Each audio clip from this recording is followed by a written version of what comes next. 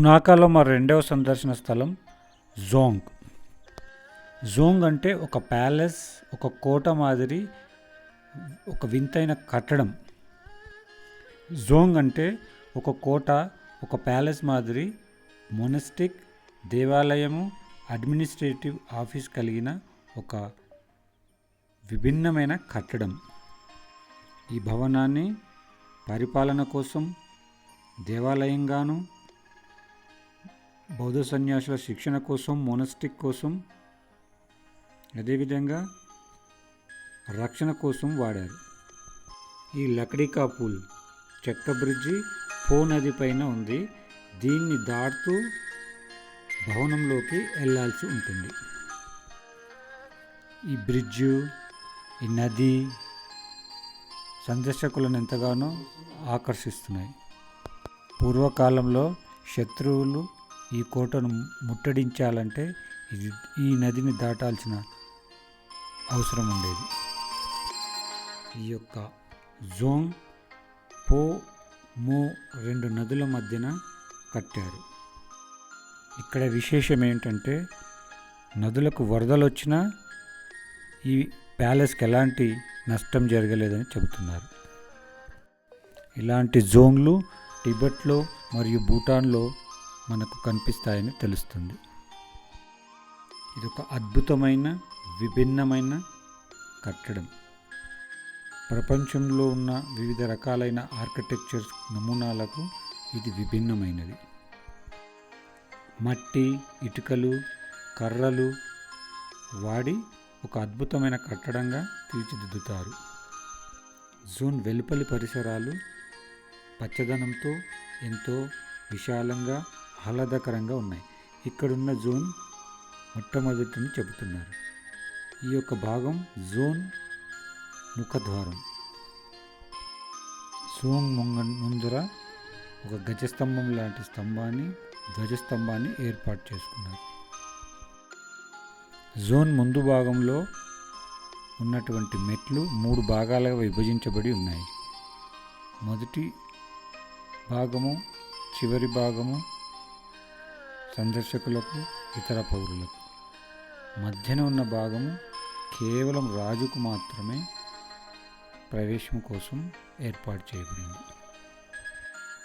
భూటాన్ రాజుగారి పట్టాభిషేకం కూడా ఇక్కడే జరుగుతుందని తెలిసింది.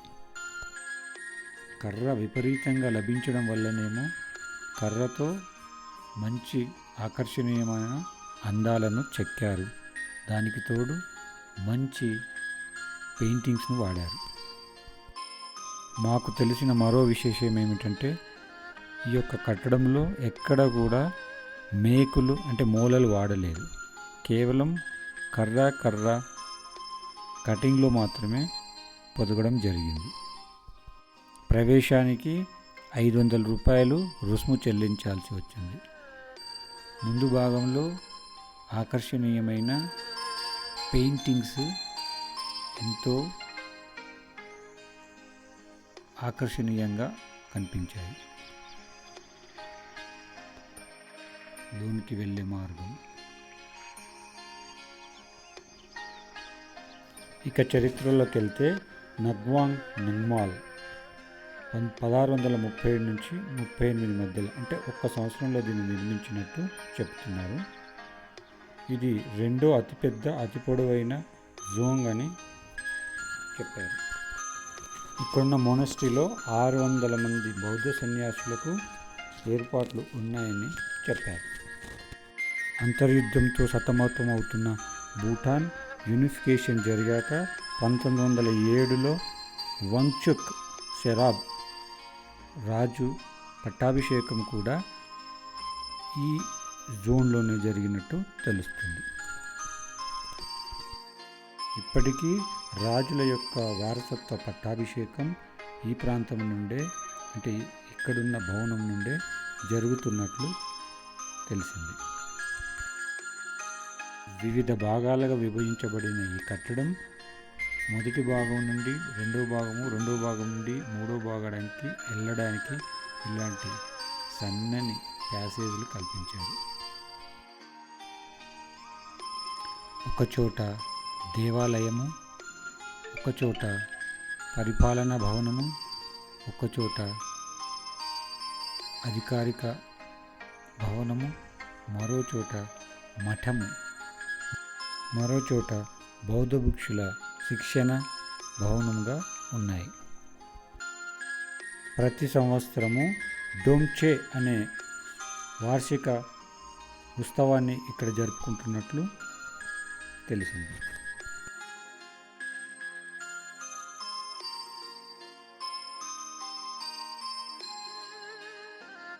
And what they show is rooster. It represent rooster or peacock? no, it's Rooster. Rooster, okay. It represent greed, okay, greed. And the snake represent anger, and the pig represent ignorance. Rooster అంటే కోడి మంచిది. It's a rooster or peacock. It's done. It's a then only. That only. We have white and black part. Okay. This is called as tree poison. This tree animal is the main cause of suffering. Actually. Root cause of suffering. This animal represent anger, hatred. 2011లో Druk గైల్పో Jigme kesar నమ్యల్ Wangchuk యొక్క వివాహము ఇక్కడే జరిపినట్టు తెలిసింది.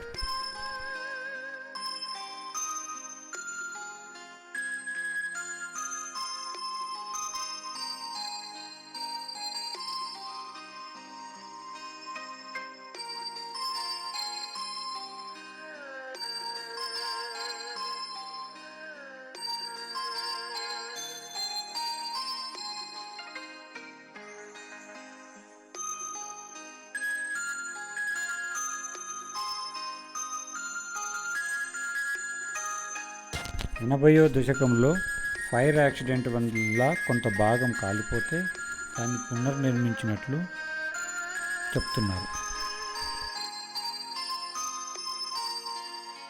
1956 వరకు పునాక రాజధానిగా ఉన్నప్పుడు పరిపాలన ఇక్కడి నుండే జరిపారు.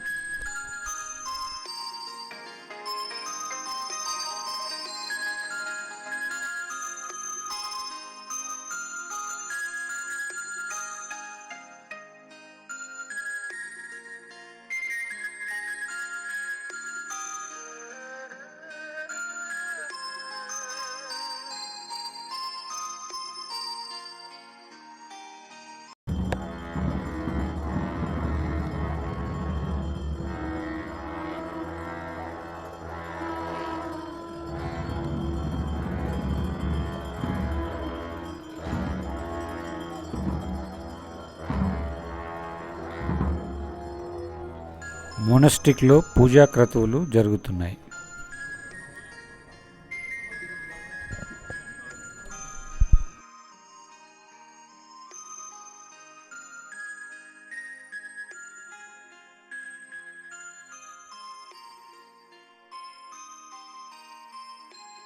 దాదాపు 400 సంవత్సరాల చరిత్ర కలిగిన అద్భుతమైన ఆర్కిటెక్చరల్ మోనుమెంట్ని చూసి ఆనందిస్తూ బయలుదేరుతున్నాం.